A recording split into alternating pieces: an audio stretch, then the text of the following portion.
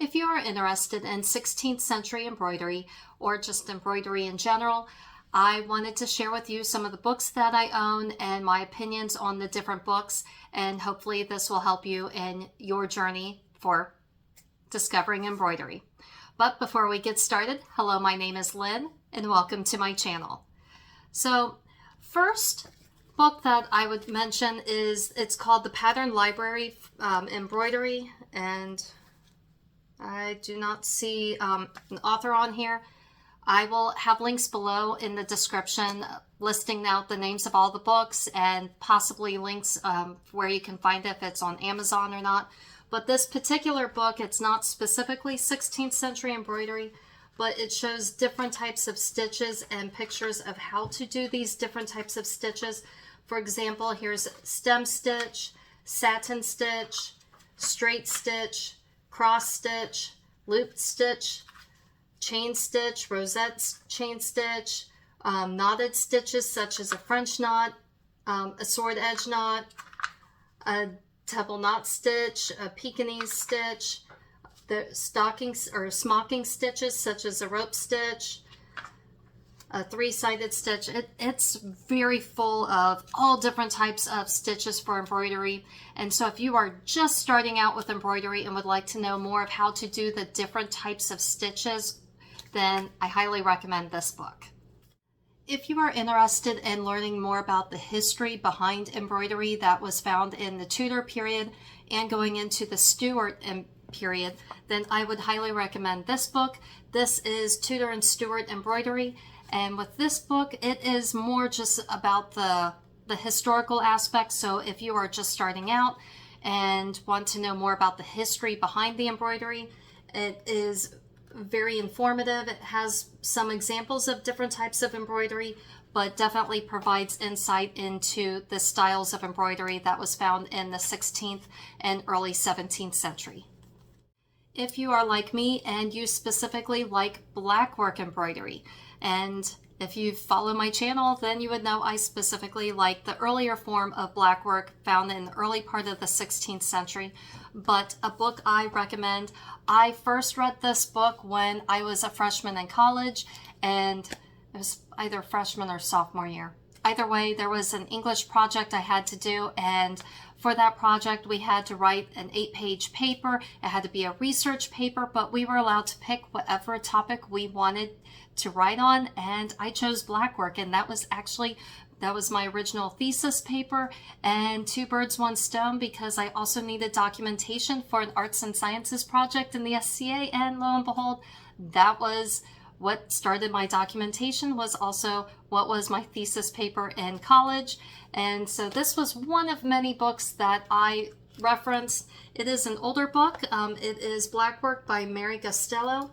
But even though it is an older book, it does provide different types of patterns. It gives different, like for example, this page right here shows you the different styles of what to do as far as like a chain stitch and just different samples. For example, this is a later 16th century jacket, and just lots of information, lots of the history behind blackwork, as well as examples of where to find blackwork, as well as also patterns that may or may not be historically accurate.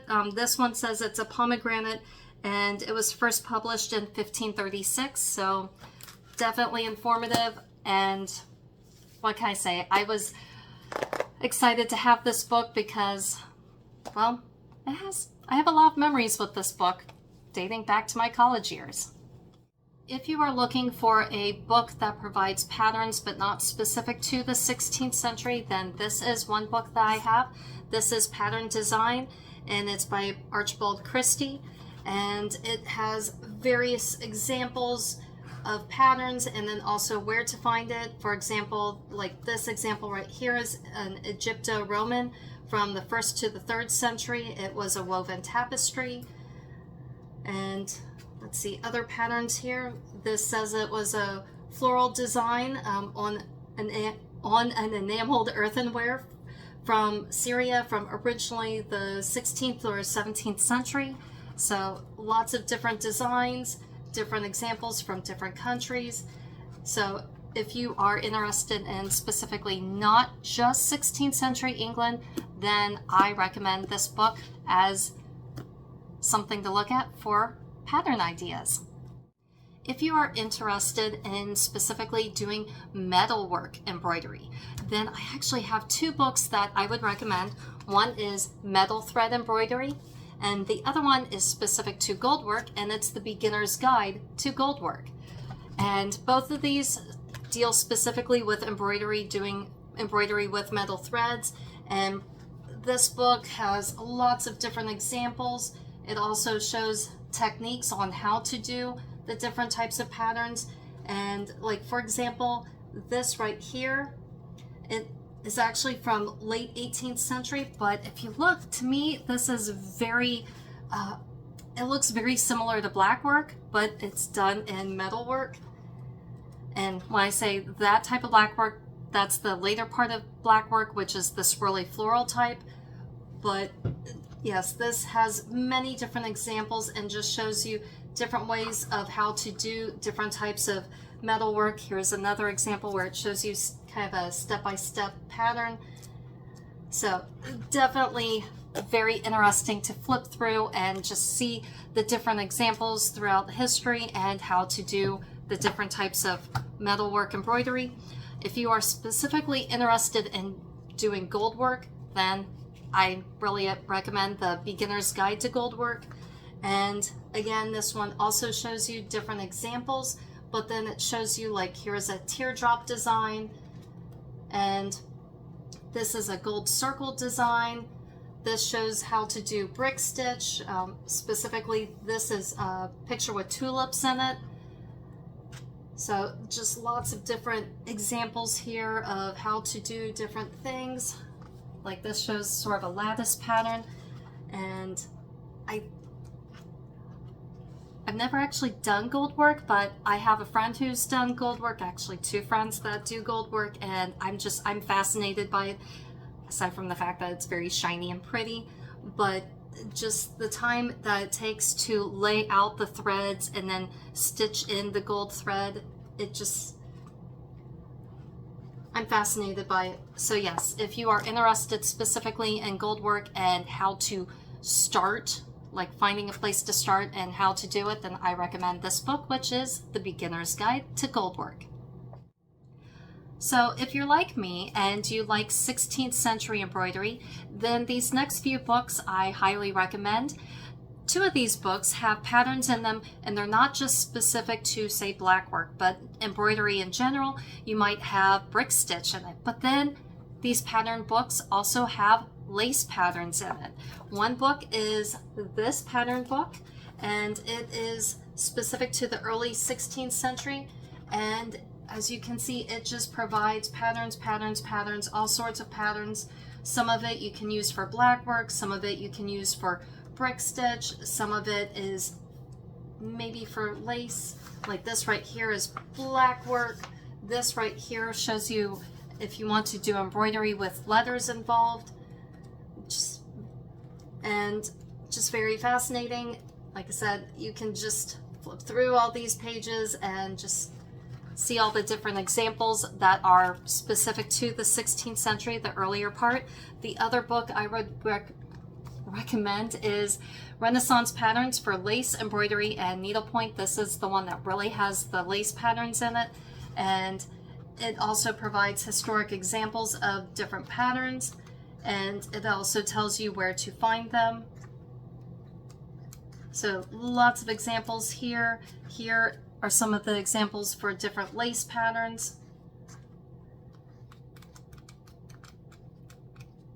So this one's more lace patterns with other types of embroidery, but not specifically blackwork embroidery.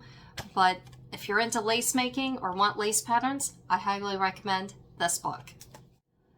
And to finish off my collection of embroidery books for this video are my two books. One is Patterns from 16th Century Pattern Books, and this book is if you are interested in patterns that are from prior to the 18th century. So this book might have patterns in it from the 16th century, but also the 17th century, whereas this book is specific to the 16th century. And in it, if you flip through, you'll just find various patterns, and it also tells you where to find the different patterns. So if you are looking at a particular pattern and want to know who published that pattern in the 16th century, this book will give you that information. Just the same with this book. If you find a particular pattern that you like and you find it was part of a sampler, it will tell you which sampler it was found. Like, for example, here are two patterns that are found on Jane Bostock's English sampler from 1598, and it is at the Victoria and Albert Museum. If you are interested in, just say, Hans Holbein portraits and those patterns, then I also have here the patterns. Like, this is a pattern from the Darmstadt Madonna, and it tells you it was the Darmstadt Madonna from 1526. And these have other patterns such as Derek Bourne from 1533, Margaret Roper from about 1535 to 1536.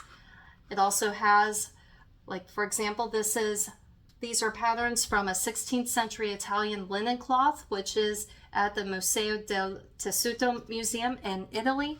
So just tooting my own horn here, but if you can, check out my books as well. Thank you for checking out my YouTube channel. If you enjoyed this video and would like to watch more of my videos, please follow the links on the side of the page. Please select thumbs up that you like the video. It helps with the algorithm. If you have any questions or comments, please post them below, and please click subscribe and ring the bell to be updated when new videos come out.